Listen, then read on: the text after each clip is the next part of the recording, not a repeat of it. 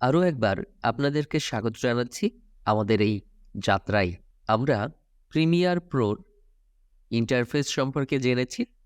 আজ খুব অল্প সময় নিয়ে আমরা জেনে নেব কিভাবে আমাদের ফাইলগুলো ইম্পোর্ট করতে হয় এবং সেই ইম্পোর্ট থাকা ফাইল থেকে কিভাবে আমরা প্রয়োজনীয় ভিডিওকে রাখব এবং অপ্রয়োজনীয় ভিডিওকে কিভাবে কেটে বাদ দিব এবং একই সাথে প্রয়োজনীয় একাধিক ভিডিওকে কিভাবে একসাথে করব।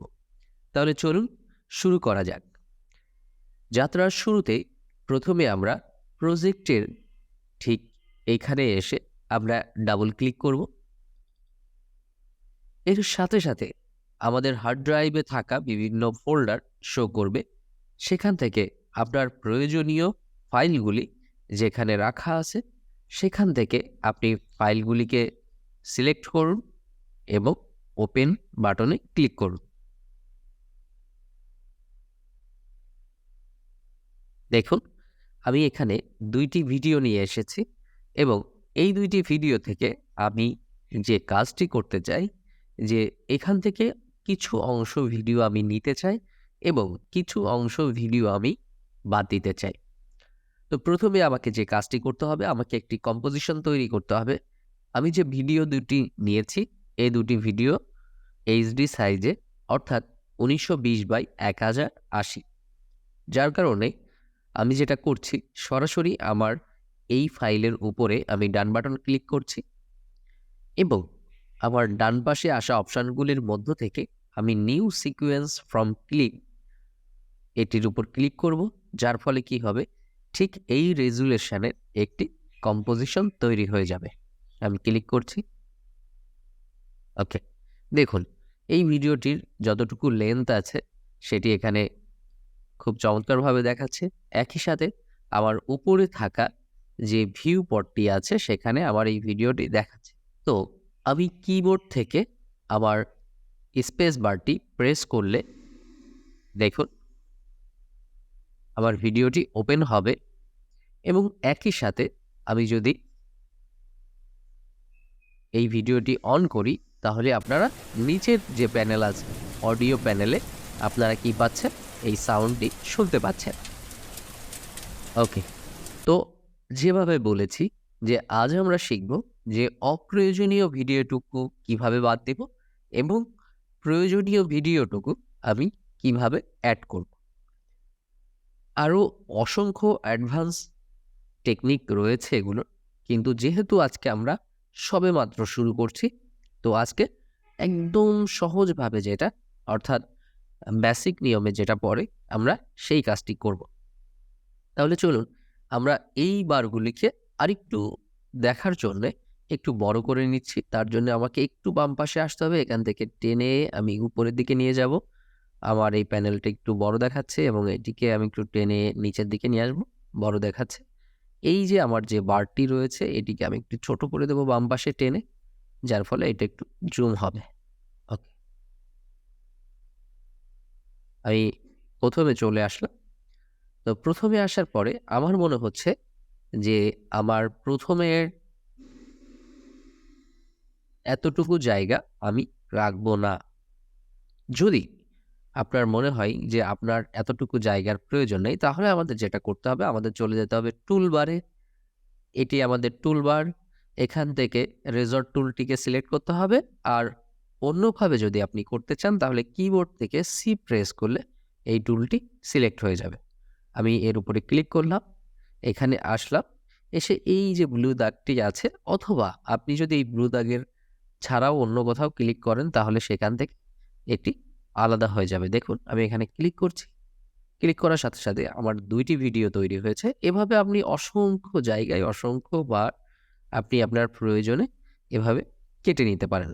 এবার দেখুন আমি এখানে সিলেকশন টুলটি সিলেক্ট করছি, অথবা আপনি কিবোর্ড থেকে ভি প্রেস করলে এটি সিলেক্ট হয়ে যাবে। দেখুন প্রত্যেকটি আলাদা আলাদা টুকরা হয়ে গেছে। এবার আমি এটিকে ডিলিট করে দিচ্ছি, এই মাঝখানের এটিকে ডিলিট করে দিচ্ছি, মাঝখানের এটিকে ডিলিট করে দিলাম।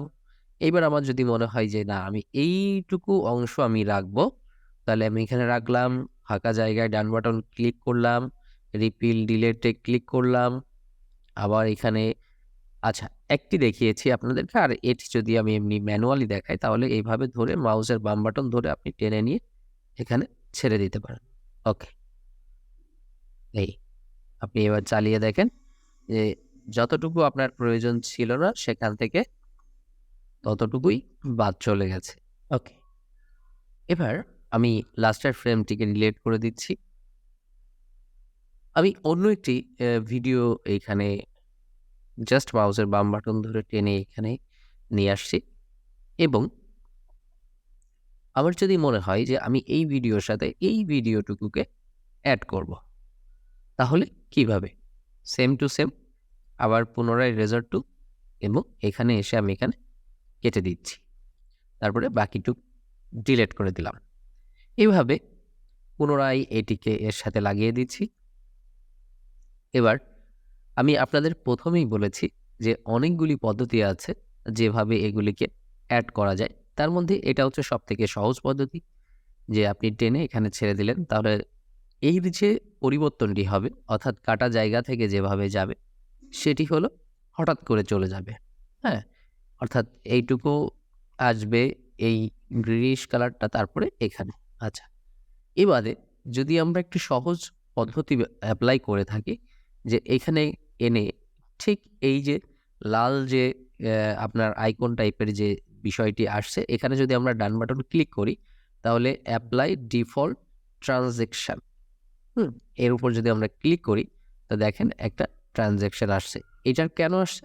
যে এটা আস্তে আস্তে কি হবে, অল্প অল্প করে ডার্ক হতে থাকবে। দেখুন, এই দেখুন, এই যে পাতাটিও আছে আমার এখানে, পাতাটিও আছে, এবং আস্তে আস্তে নিচে থেকে কি হচ্ছে যে আমার পরবর্তী ভিডিওটি এখানে অ্যাড হচ্ছে, যেটাকে আপনি বলতে পারেন যে ব্লেন্ডিং। ব্লেন্ডিংয়ের মাধ্যমে খুব সুন্দরভাবে কি হলো যে আমার একটা ভিডিও থেকে আরেকটা ভিডিওতে শিফট করলো। তাহলে আমি আরও একবার বলে দিচ্ছি কিভাবে, যে জাস্ট আপনি যেখানে আপনার অন্য ভিডিওটি অ্যাড করেছেন সেখানে ডান বাটন ক্লিক করবেন এবং অ্যাপ্লাই ডিফল্ট ট্রানজ্যাকশন ক্লিক করলে ঠিক এইভাবে আপনার যে দুইটা ভিডিওর মধ্যে যে পরিবর্তনটি এটি খুব সুস্পষ্ট হয়ে না উঠে কি হবে, ব্লেন্ডিংয়ের মাধ্যমে এটি তৈরি হবে। তাহলে চলুন একবার দেখি। এটি যেহেতু দুইটা এক ফুটেজ, বুঝতে কষ্ট হবে, তবে এখানে খুব সুন্দরভাবেই আপনারা দেখতে পাচ্ছেন। তো এটি আমাদের দ্বিতীয় number class Premiere Pro. So কোনো ধরনের প্রেশার আমরা এখানে নিব না, আমরা জাস্ট শিখে নিলাম যে কিভাবে কাটতে হয় একটা ভিডিওকে এবং সেটিকে কিভাবে জোড়া দিতে হয়।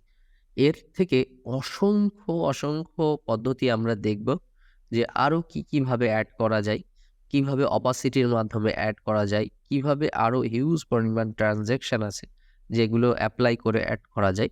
এগুলো আমরা ডে বাই ডে দেখব। আগে বেসিক বিষয়গুলো আমরা একটু ক্লিয়ার করে নিব। তাহলে আজ আমরা দেখে নিলাম যে কিভাবে একটি ভিডিওকে কাটতে হয় এবং সেটিকে সাধারণভাবে অ্যাড করতে হয়। আশা করি বুঝতে পারবেন এবং সঙ্গেই থাকবেন।